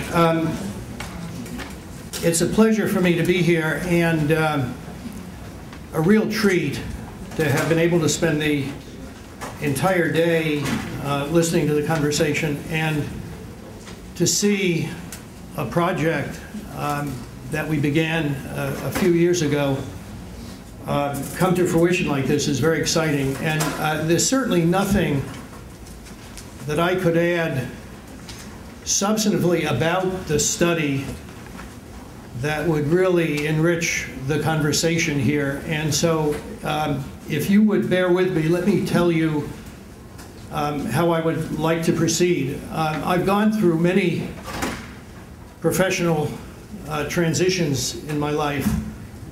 40 years at the Academy at the University of North Carolina, 7 years as Director of Policy and Housing at the MacArthur Foundation. I'd like to talk a little about that transition from a fellow academic to a grant maker. And then I would like to make a few comments about the most recent transition from philanthropy back into government for the third time, and try to make a connection and bring to your attention something that is going on that I think is an important part of the affordable housing conversation and potentially future, and then close with some comments about how I view this work in kind of a larger context, this study. And so if you kind of bear with me, let me talk about the first transition. It is not easy to go from doing your own research and being a publishing scholar to funding other people's work. And people often ask me about where's the creative satisfaction in doing that after you've been kind of a publishing scholar on your own. And are you now going from kind of doing your own work to living vicariously through the success of smarter people than you? And it's not quite that. But I'll tell you, when you overcome the ego part of this, and you step back a little and you think about an organization like the MacArthur Foundation, where you're told that unlike government that works with requests for proposals and you're not allowed to speak to anybody or invite anybody and give a grant and so on, if you had the opportunity where you could pick up the phone and call anybody in the country or the world for that matter that you think is the smartest person or group doing work in an area that you're interested in, you could actually do that. and help think through what that opportunity could lead to and the kind of difference it could make. That's a pretty impressive, important opportunity for you to consider. And that's really the opportunity I considered. So no, I'm not living vicariously through the success and renown of Doug Massey and this terrific research team, but there's also something more about the work of philanthropy and the work that I was doing at MacArthur and my colleague from Ford here. The individual studies are incredibly important, and there is creative satisfaction involved in moving from an idea to a grant, to looking at how that work proceeds, to the culmination of it, and ultimately following the results and hopefully the impacts, the good impacts of that work. But for those of us who direct programs at foundations, it's really not the project, it's not the study, it's not the individual grant that matters, it's the portfolio. It's the body of work. It's not the flower, it's the bouquet. And we are judged as directors in our respective foundations and portfolios about how the body of work in an area of interest to the foundation, how that works, and the impact of that work as a totality in trying to accomplish whatever the goals of the foundation is. In my case, policy.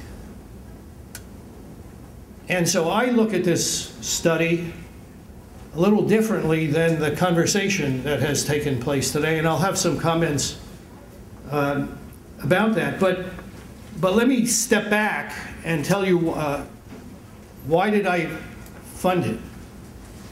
And let me,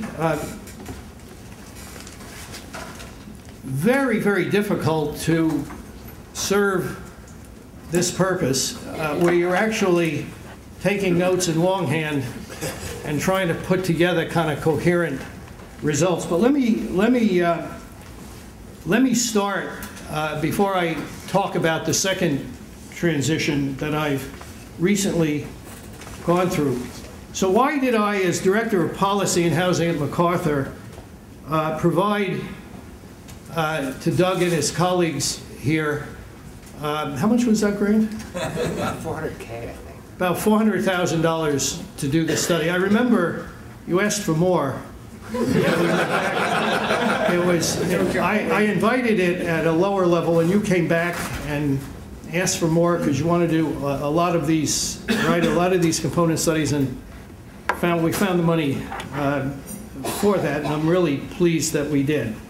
So, what was I trying to do? You know, I had been at the Department of Housing and Urban Development twice in my career, in President Carter's administration and in President Clinton's administration, working with Henry Cisneros, where we started the Hope 6 program and mixed income, and talking about mixed income. So, you know, I get to MacArthur, and I've got a budget that I can allocate. And I know for nearly 2 decades, you know, mixing incomes had been a signature feature and continues to be a signature feature of federal rental housing policies. And while at the program level, mixed income housing is kind of narrowly defined by applicable income requirements, in policy terms, it's pretty broad. You know, and we define it as, and I need to put my glasses on here because we define it, it's all intentional efforts to generate socioeconomic diversity in a targeted geographic area. you know, whether it's a housing development, neighborhood, or municipality, by integrating a range of subsidized and market rate for sale and rental housing in the area, that's really what we're talking about. But it includes housing mixes produced by redeveloping public housing through Hope 6. You hear Secretary Donovan talk about choice neighborhoods, and it's about the Housing Choice Voucher Program and mobility-oriented Section 8 programs. It's about inclusionary land use controls and inclusionary zoning studies. It's all of these kinds of things, the promotion of market rate development in really underserved areas, the kind of thing we see here with Ethel R. Lawrence homes, 100% low-income housing in affluent neighborhoods, this whole range. But even though over the last 2 decades, really, this has been federal policy, and in many cases, this kind of activity costs more than doing things the traditional, old way. The assumption that creating economically integrated and diverse neighborhoods provides individual and community-wide benefits, that proposition remains largely untested. We believe it. It's like you folks telling me that all Doug Massey and this very talented team did was confirm your beliefs. Well, I don't think that's really the case, and not all research in this area confirms those beliefs. But the larger proposition for investing over $6 billion of federal dollars, these areas still, in my view, remain largely untested across a wide-ranging different communities, market conditions, approaches, geographies, over time, and so on. And it was my belief, and it still is, that until the field can show through rigorous empirical analysis that pursuing mixed-income housing policies is in fact socially beneficial, we'll continue to operate on faith rather than on sound evidence-based models for housing support and development, and that faith will be increasingly tested as we continue to go down this path toward kind of fiscal consolidation,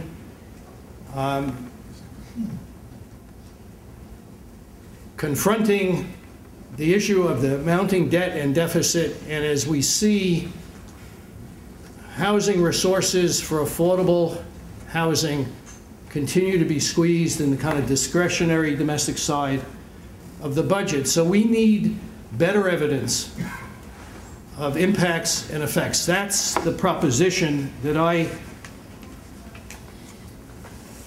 talked to my colleagues and my boss about at the foundation. So as part of a major investment in affordable housing that MacArthur was making in the housing research area called How Housing Matters to Families and Communities, we've invested about $25 million in 30 some odd studies like this one, trying to improve the rigor of the empirical analysis, testing not only this hypothesis of the social impacts and how it matters to families and communities, but also trying to understand a little more and a little better about the pathways. You got into that conversation a little here in the final panel. And there are competing hypotheses, as Rebecca mentioned, about what are the pathways through which some of these benefits get transmitted. And there are they're competing, and it would be good to know kind of more about that. Well, that was the purpose of this larger body of work, this portfolio. Not this one study. You can't put all the burden, as Doug said, on a single study. So we have, in the mixed income area, before I took leave from the foundation in December. About a dozen mixed income studies, none of which are exactly alike. They're not replicating the Mount Laurel study here. Some of them are opportunistic, like this one, where Doug happened to be able to, because of your networks and relationships and the folks in this room, able to get the original waiting list and all of those kinds of things. There are other bodies of data, and that's one of the things that a foundation can do. And there are academics all over the country who have access to kind of proprietary or opportunistic data that allows you to do, if it's not experimental, it's quasi-experimental, where you can do baselines and comparison, quasi-experimental work that is very interesting. It would never come to the attention of policymakers without the role of philanthropy. We have a study by a young woman by the name of Heather Schwartz that some of you might know at RAND, who does a great deal of work studying the social and educational impacts of inclusionary zoning across the country. And we've seen some drafts of her work, and it also is very promising and shows some very interesting and positive effects.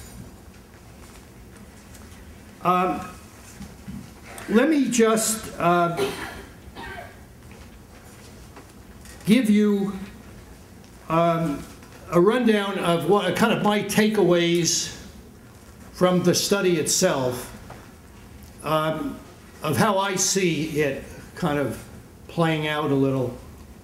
The first thing is, it's really two things combined. It's really very important in housing research because it's such a complex field, and we're looking at both direct and indirect effects. We're looking at neighborhood effects, all these selection issues that you talk about. I mean, to do causal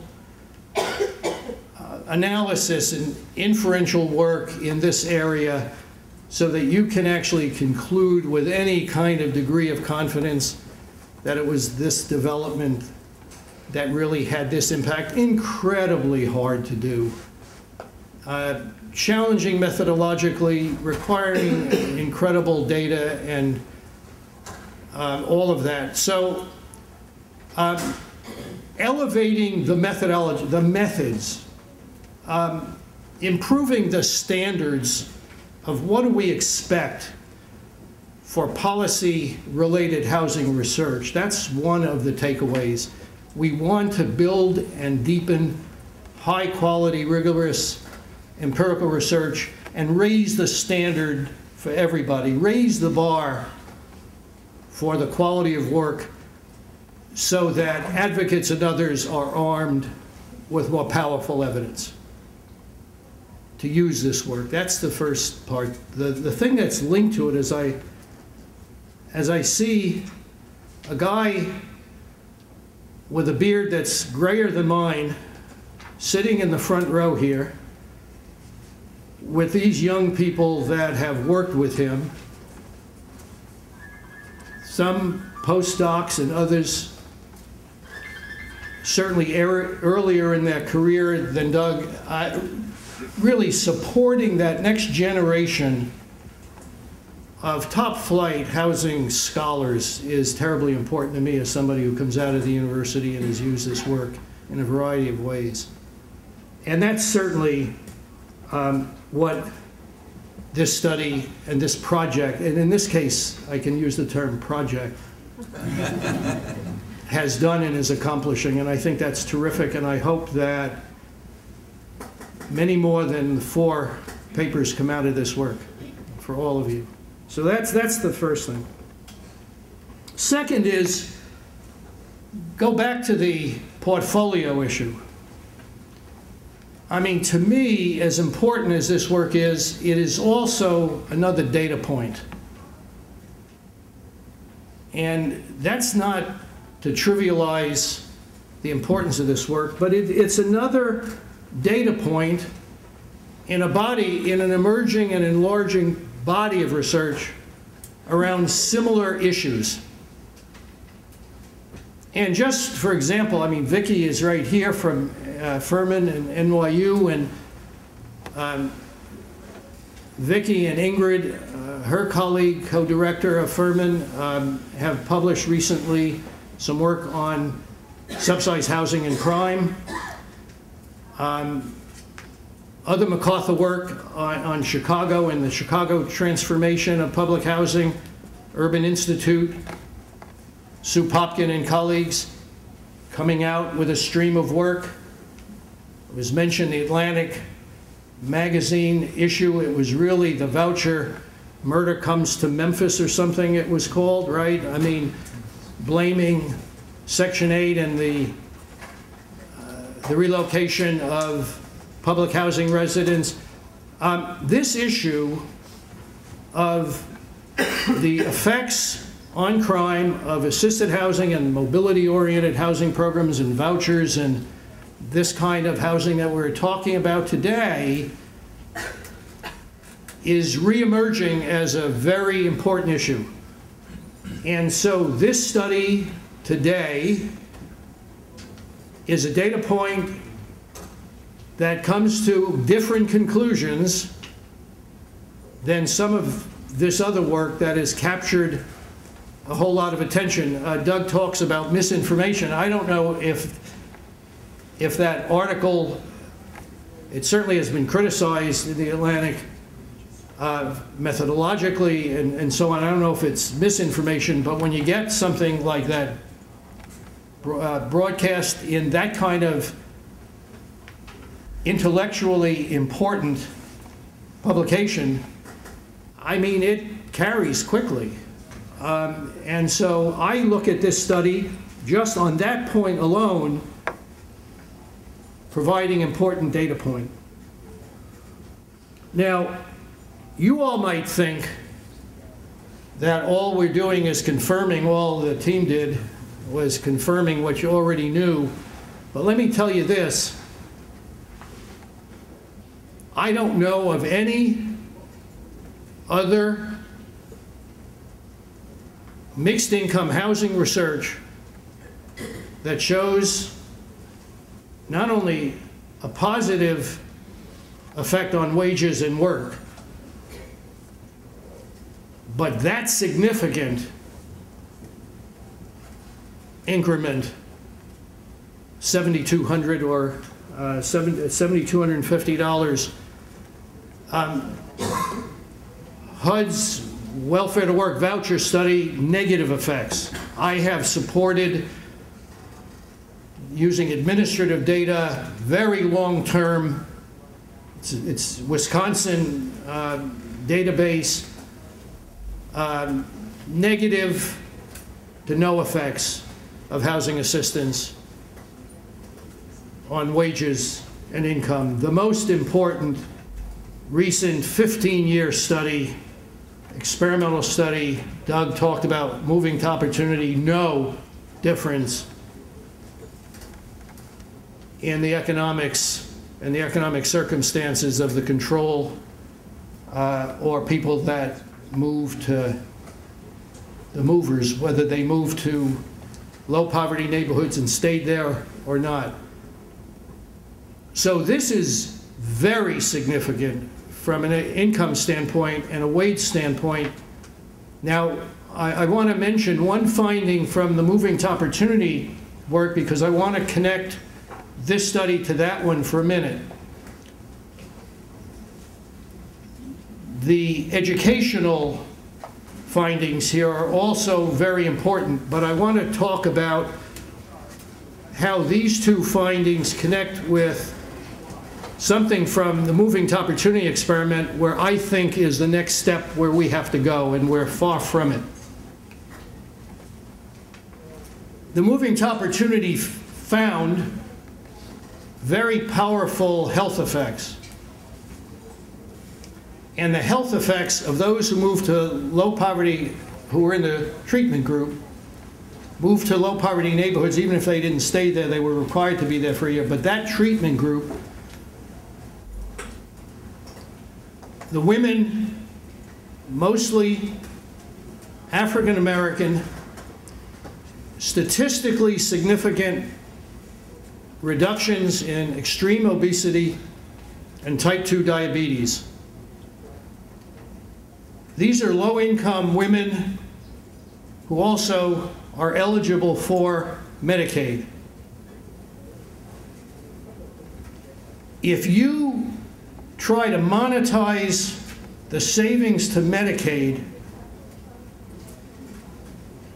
that come from the investment in those vouchers, the question is, does that program pay for itself?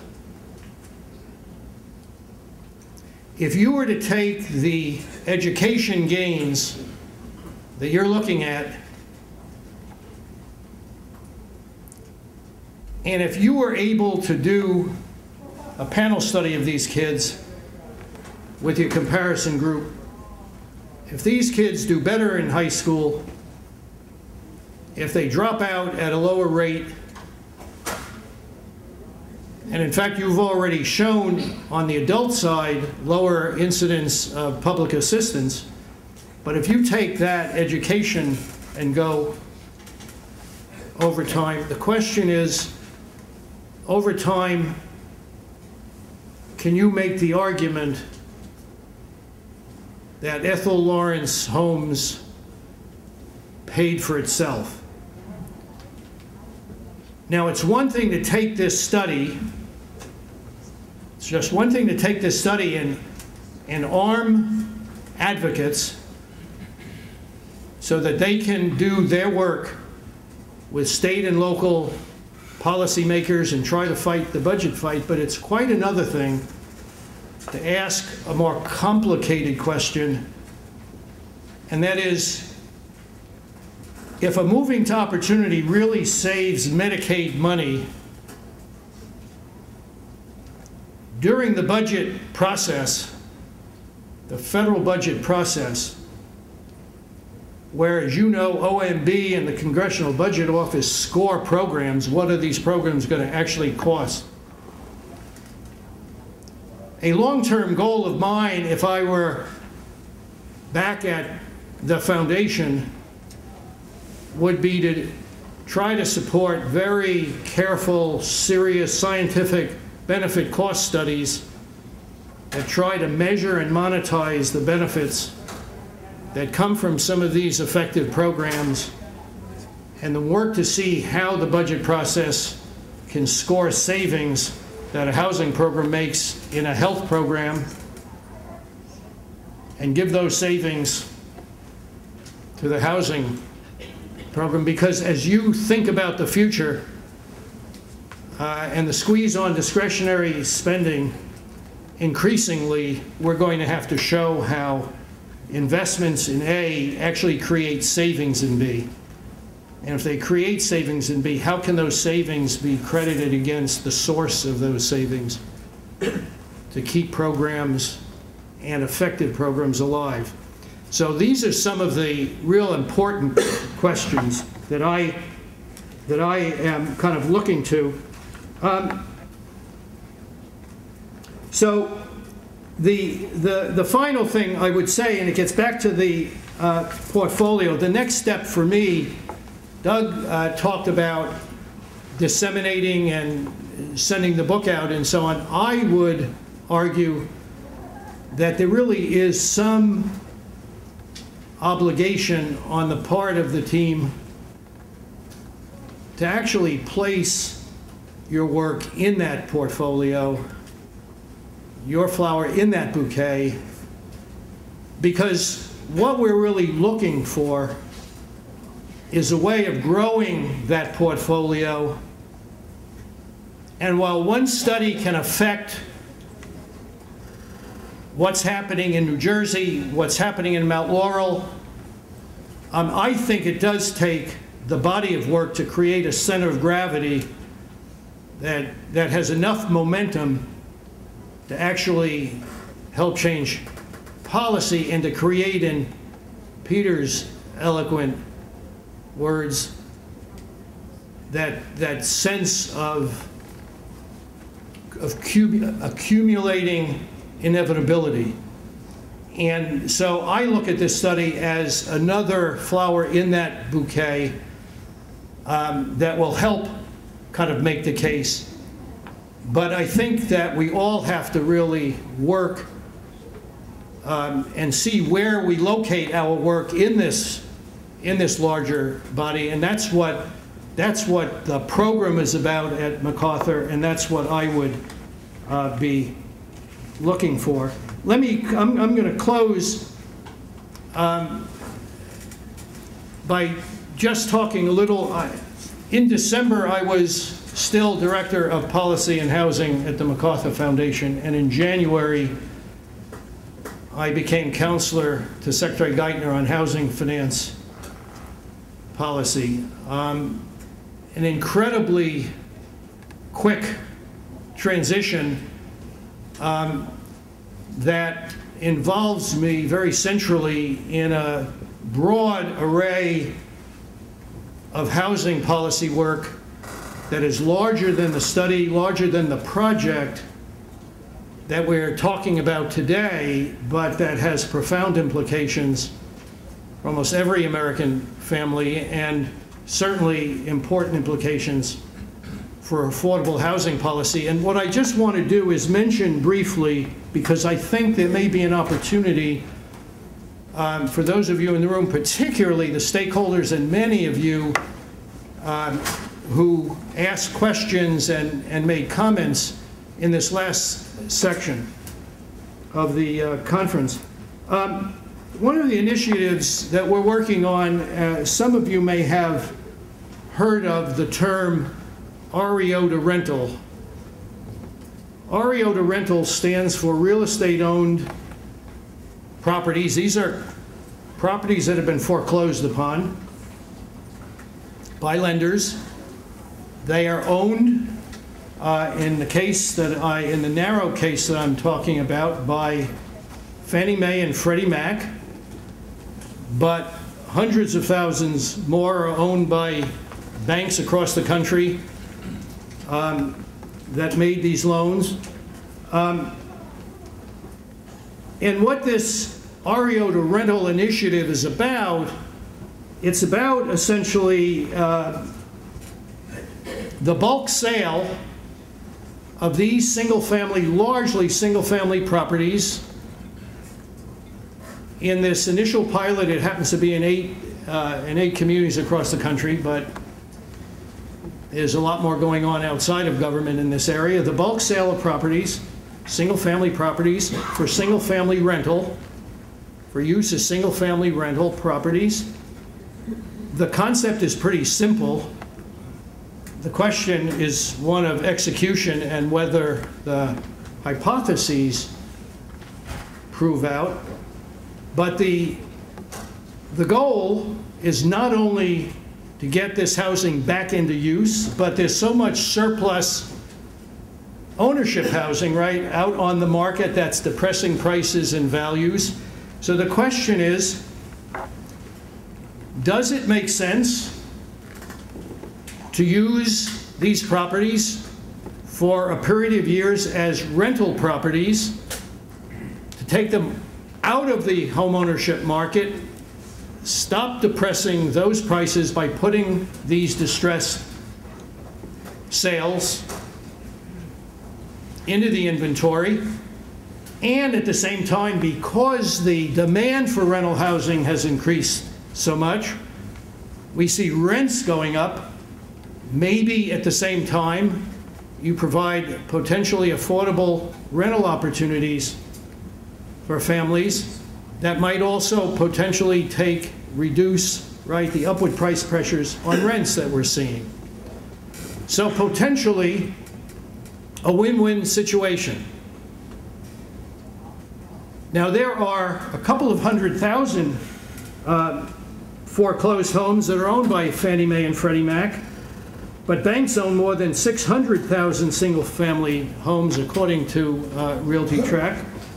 And that doesn't count the nearly 3 million homes that are a part of what some refer to as a shadow inventory. There are millions of homes that unfortunately may still be coming through that foreclosure pipeline. Now, having said that, we're in an interesting time where affordability is really at an all-time high, except that there's still a shortage of really low-cost housing for families with limited income. So the question is,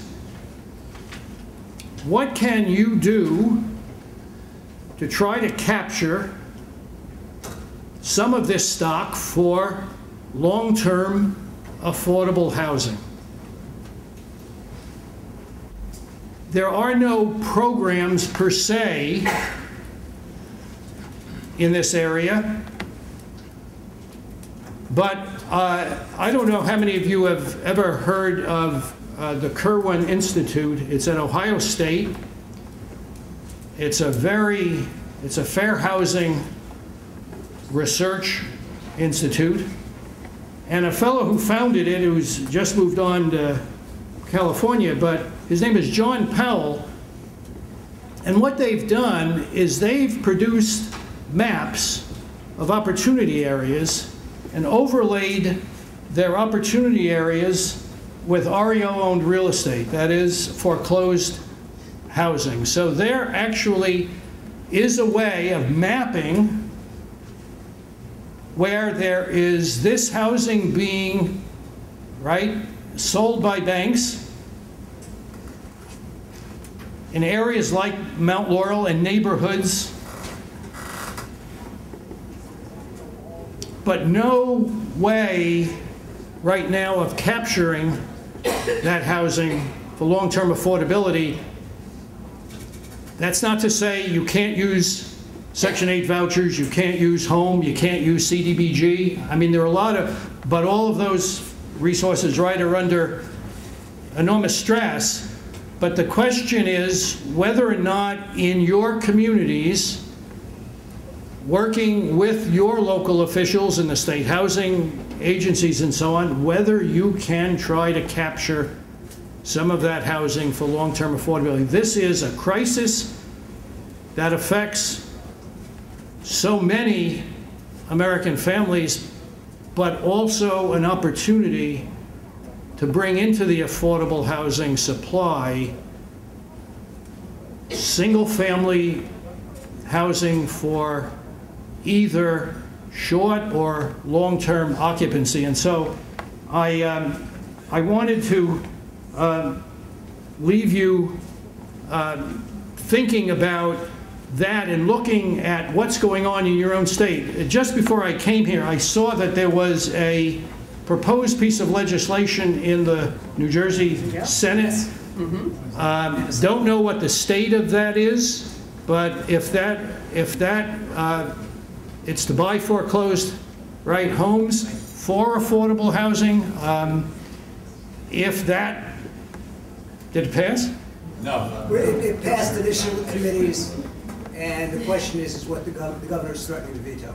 Well, those kinds of state and local measures could be,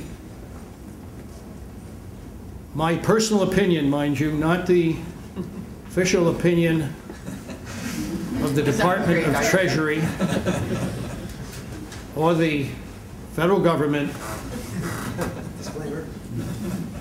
But those kinds of local opportunistic legislation for this moment of time could prove to generate returns to the taxpayer for many years to come. With that, thank you very much.